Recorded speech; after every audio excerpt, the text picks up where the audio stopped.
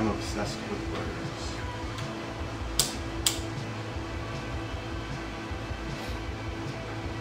Honestly, this is a project by Travis, aka Graffiti Spirit. I had never heard of Travis before. Then again, I'm fairly new to Tumblr, so please forgive me, Travis. The truth is, while I am obsessed with words, I'm also very obsessed with life and everything that goes along with it. Which might be hard to tell from the smoking and drinking and the intense, depressing writing that comes from my head. But yeah, I'm very obsessed. And when I heard this project, I didn't really think much of it at first. And then I saw other people doing it, and ideas started just popping into my head. And I decided, well, why not? Let's give it a shot. Not that any of you really give a fuck what I have to say, but I can be self-indulgent every now and then. So, yeah, I started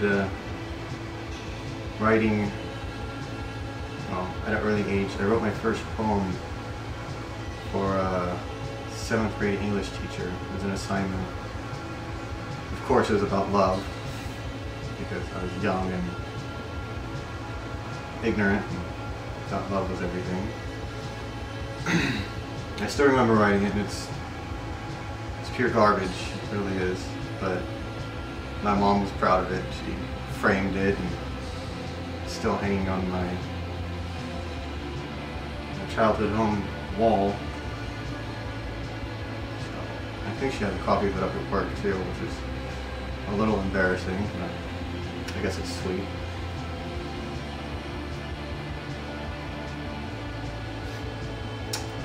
After that, instead of writing, you know, as a kid I played sports, broke some bones, that sort of shit, until I was 17, and then I had another English teacher who, you know, here's a project, and it was a short story this time, and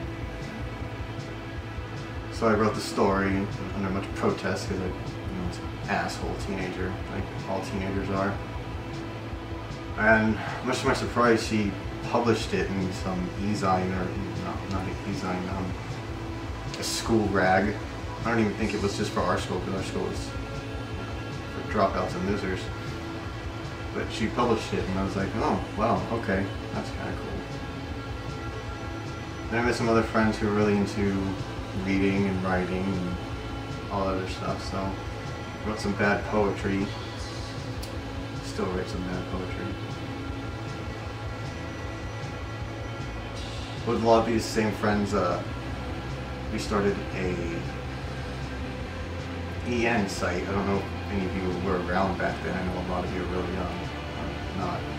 But it stood for Everything Nothing. It was basically a bunch of angsty kids, you know, early 20s, late teens, giving our social commentary and posting porn and that sort of stuff. So I did a lot of writing then, and I had form for poetry and everything like that. So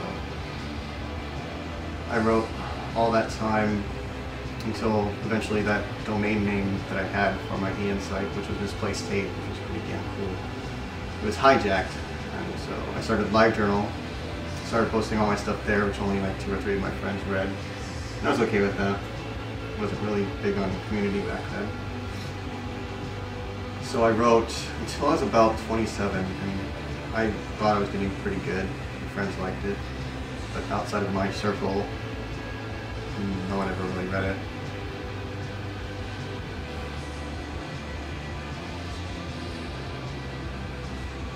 When I was 27, I stopped writing for about 4 years, and then recently I started writing again, and then joined Tumblr, and here I am.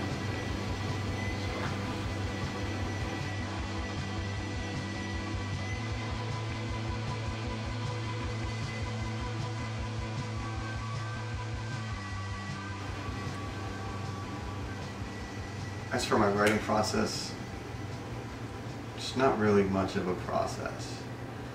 Usually what'll happen is I'll just be sitting there, a cool phrase or something will pop into my head, and if I'm at a computer, I'll just start writing and stream it out. Maybe edit it, see what happens. The problem with that process is oftentimes, what I thought of, the phrase or whatever, was just way too good for anything that I'm writing at the time, and it really pisses me off. I must have dozens of phrases like that sitting in uncomposed emails, because that's usually how I write. I open up an email in Gmail and I just save it as a draft. And so I have tons just sitting there because I wrote something and then I tried to squeeze the phrase in, it just didn't work. So I just post everything else without that phrase, and there it is. Other times, you know, a lot of what happens, sometimes how I get these phrases is I'll be listening to music and I'll mishear a lyric. I'll be like, I can actually do something with that. And it's usually very extremely mishear it, and I'm like, okay, well, that's obviously not their saying, but now I can make something out of this. And that, for the most part, is my process. You know, I just live my life and shit pops into my head and I put it down. If I'm not at a computer, I'll usually save it as a note in my phone or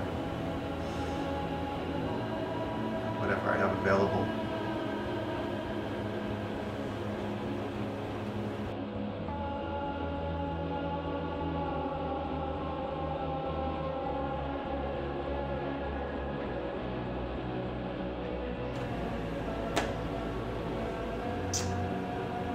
I write because I fell in love for the first time in 5th grade. She broke my heart twice, and I haven't really loved anyone more since. I still remember probably the most vivid memory I have of any relationship. We were, they had these giant rubber cots in the middle of what we called the big toy. And it was during 6th grade camp, so it's the 1 week of the year that every 5th grader feels like a king. And I was lying in this cot with this girl, 10 years old, she's probably more than a girl. And ever since, I've been trying to recapture the feeling I had in my heart. It was swollen, like it was going to burst from my chest, and there was just this fire inside. And I still remember it. And, you know, I've been in love since, but I've never felt anything so pure and so full of love as I did in that very moment. And then I write because my dad left, or I write because the people that have come and gone from my life. I write because I fail.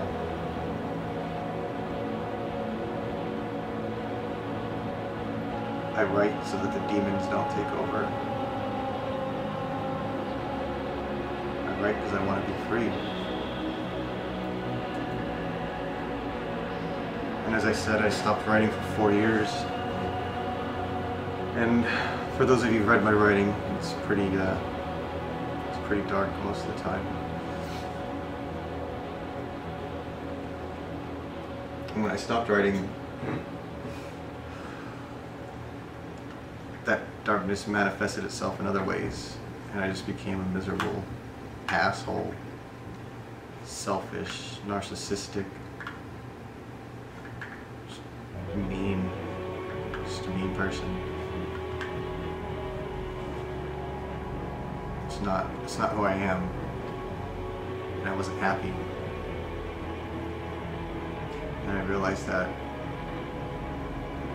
after another ruined relationship, which granted, you know, it's not all my fault, but that's neither here nor there. And so I just started writing again, and it made me feel better. And I realized that's what was missing in my life. And so now I'm much happier because the demons are in those words rather than tearing me up inside.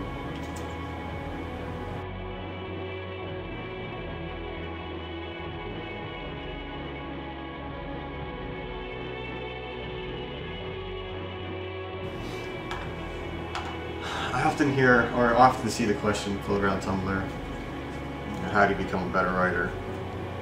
Well, personally, I think I'm a shitty writer, but I'm going to give you my advice anyway. Like everyone says, read. Yeah, well, you know what? Sometimes my eyes are so blurred and my head is so heavy that I can't fucking read. Even if I wanted to, I just can't. So when that happens, you know, fucking listen to music, man. Watch some movies. And like Wes was saying, he was quoting Neil Gaiman, I believe, and he said, just go live. Live life. I mean, if you want to write, you have to live. You know, go get drunk. Go get, you know, go do drugs. Do whatever makes you happy. Do whatever scares you. Anything that gets your blood flowing. Anything that makes you think. Any of it. The more you live, the better you'll write. And if you just don't have talent, you don't have talent. What are you gonna do? Write anyway. That's what I do. You know? Because man, who gives a fuck? If it makes you happy, write whatever the hell you want to write. But when I say listen to music and watch movies, don't fucking listen to Britney Spears or anything like that. There's plenty of musicians out there that are modern day poets. Find them, listen to them, and listen to their words. Don't just get lost in the music. Listen to what they're saying. Listen to people like Maynard James Keenan from Tool, or Chino Moreno from Deftones, or Tom York of Radiohead, or Matt Berenger of The National. I mean, these are some of the people that I listen to. You can listen to Bob Dylan or Conor Oberst, or I mean, a lot of them write really profound or reflective or beautiful words that get lost behind the melody, but they're there. It's poetry half the time, and it's thought-provoking. So do that. It'll help. It really will. As far as movies go, watch things that make you feel, not garbage fucking action movies that some car's blowing up for the umpteenth time and some asshole's firing a gun that has an endless clip. Watch movies like Tree of Life, or, you know, Godfather, or things that make you think, things that make you feel things. That sort of shit. We get so lost in instant gratification that we forget to feel and we forget to think. And we gotta stop doing that. But that's kind of digressing. But I think all of these things will help you become a better writer. Just consume art, consume life, consume words, consume, live. I think that's the key. That, you know, that's the key.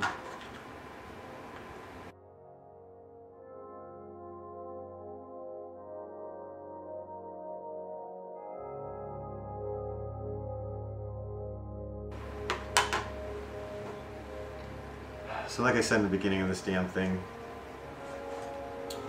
I don't know Travis. Never had heard of him. And that's the great thing about Tumblr. There's so many people out there using it. So many. And the writing communities, it's pretty fantastic, I think. I mean, there's some great people. And I've had conversations with some of them. I follow a lot of them, and it's I love it. I mean, I never really cared before if people read my words or did any of that, and to some extent I still don't. I love getting featured like anyone else, but that's not even the most important thing. Usually it's when another great writer just hits that little heart, even if it's just one great writer who hits that heart, and it just makes me feel like, okay, well, I must be doing something right. Because you know, they don't just, like me, I don't just hit that button to hit it to get your attention. I don't. I hit it because I want to go back and I want to read it again. And I want you to know that I like it. I want you to know that. I want you to know that I can relate, that I felt what you felt. Of course, I can only assume what you feel, but it made me feel something. It made me recall something. It touched me in a way. I've only been on Tumblr for maybe 3 months. And Wes was actually my first follower. Bathroom Stall Poetry, I'm sure you all know who I'm talking about. And he was actually the first person to, I think, reblog anything that I did. It was a piece called The Final Sunset. One of the more hopeful pieces that I wrote. And all he said was, wow. And I was like, okay, wow. I can affect people with my words. That's pretty amazing. And someone actually read it. Thanks, Wes. And it felt good. It really did. And there's just things like that you recall on Tumblr. And another just short story that when I met or first had contact with S, who you're a beautiful writer and a great person. She had wrote something, or she was talking about how people say all this crazy stuff about Jesus, and she slipped and said that Jesus was a Christian, and I've always been kind of a smartass. So I reblogged it and I said, actually Jesus was a Jew. But everything else he said was correct. And we had a little banter back and forth about that, and then she started following me, and that was pretty cool. It's just one of those stories that I recall, and I just think about it and I smile. I'm like, well, I guess being a smartass sometimes gets you somewhere. And these days I don't really have a lot of followers still. I think I have 68 or something like that. Whatever, it's because it's a secondary blog half the time, and so people that do the whole, oh, you follow me, I'm going to follow you back, they always follow the wrong blogs. And I know they're not reading anyway, because if they did, they would see it says plain as day that my writing blog is something else.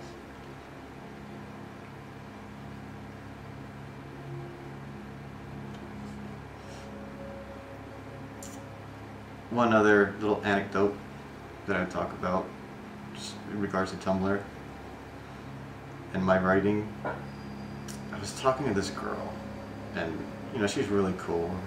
We're kind of hitting it off or whatever. And I sent her a picture that I found. She's like, oh, where'd you find that? I'm like, oh, Tumblr. And she said, oh, do you have a Tumblr account? Yeah, here it's, you know. And I gave her both of my accounts. And she started reading my writing. She said, wow, you're a great writer. And luckily we weren't talking face to face, because I rolled my eyes and I'm like, yeah, okay, sure. And then she said, it's very intense. Who makes you so sad? And I was just thinking, honestly, I'm not that sad these days. I'm quite happy. But I think a lot of people see my writing and how intense and dark sometimes it can be. And they think that. And part of it is that that's why I do it. So that is not a part of, it's not a part of me anymore. It's out of me. I'm getting it out. I'm extracting it. I'm putting it there and letting it live there instead of in here or in here. And that's the great thing about writing, and the great thing about Tumblr is being able to share that sort of thing. And that girl actually kind of faded away after that because I guess she didn't believe a word that I said. And that's fine. I mean, people come and go.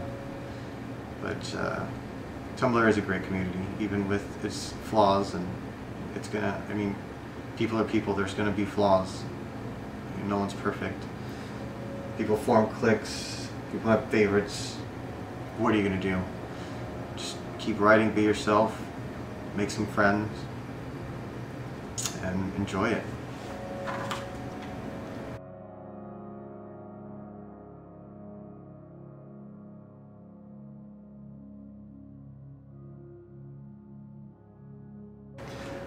So, it wasn't really fair for me to be sitting there in the dark the whole time. I don't want to deny you all this beautiful face.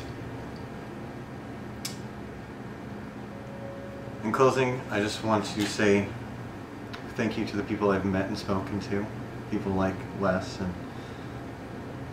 and S, Pilgrim Soul and me, Morgan, and I'm sure there's quite a few others that I'm going to leave out. But just develop the relationships here on Tumblr. Keep writing. It's a great thing. It really is. And Travis, this is a great project. And hopefully we can talk in the future and exchange some words. My name's Jason. Jason Tuchek, who, that's how most of you know me. It's my moniker, Tuchek. And my writing blog is notinrivers.com. And feel free to send me a message. You can tell me my work sucks, I don't care. Just chat with me. I like talking to people. And